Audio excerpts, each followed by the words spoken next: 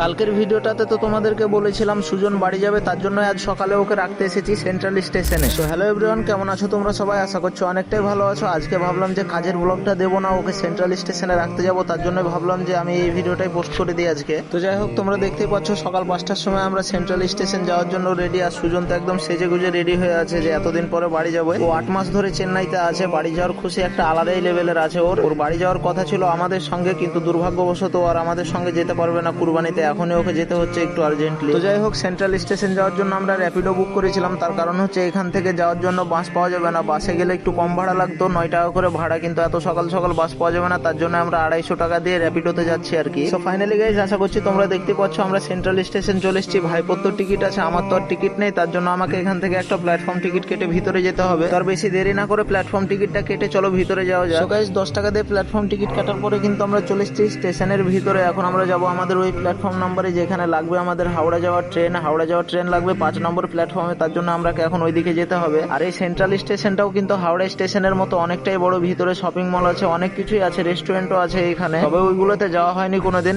একদিন না একদিন ইনশাল্লাহ যাবো, চেষ্টা করবো আর কি যাওয়ার। সো গাইস, আমরা কিন্তু 5 নম্বর প্ল্যাটফর্মে চলে এসেছি যে এখানে আমাদের ট্রেন লাগবে। আর তোমরা দেখতে পাচ্ছ প্ল্যাটফর্মের মাঝখানে কতগুলো লোক বসে আছে। এরা কিন্তু সবাই হাওড়া যাওয়ার জন্য বসে আছে, জেনারেলে যাবে সবাই, একটাও কেউ রিজার্ভেশনে যাবে না। তার কারণটা হচ্ছে রিজার্ভেশনের টিকিট এখন বেরোচ্ছই না। তো আর একটা কথা ভাই, আজকের ট্রেনটা কিন্তু অনেকটাই লেট ছিল, 8:30টার সময় মিনিমাম আমাদের ট্রেনটা ঢুকেছে। আর তোমরা দেখতে পাচ্ছ কতটা ভিড় এই ট্রেনে। তো অনেকটাই ভিড় থাকার কারণে কিন্তু আমি ভিডিও করতে পারিনি বেশিক্ষণ। সুজনকে আমি ট্রেনে চাপিয়ে দিয়েছি এই বগিটাতে। আর তোমরা দেখতে পাচ্ছ রিজার্ভেশনেও কতটা ভিড়, মানে সবাই এখানে যতগুলো লোক আছে বেশিরভাগ লোকই ফাইন দিয়ে যাবে। আর জেনারেলের বগি কিন্তু সামনের দিকে থাকে, আর জেনারেলে চাপার জন্য আবার লাইনও দিতে হয়। তোমরা আবার ভেবো না আমি সুজনকে জেনারেলে চাপিয়েছি, ওকে কিন্তু রিজার্ভেশন বগিতেই চাপিয়েছি আমি। সো গাইস, আজকের ব্লগটা অনেকটাই লম্বা হয়ে গেল, আজকের মিনি ব্লগটা এখান থেকেই শেষ করছি। দেখা হচ্ছে আবার পরবর্তী একটা কাজের ব্লগে।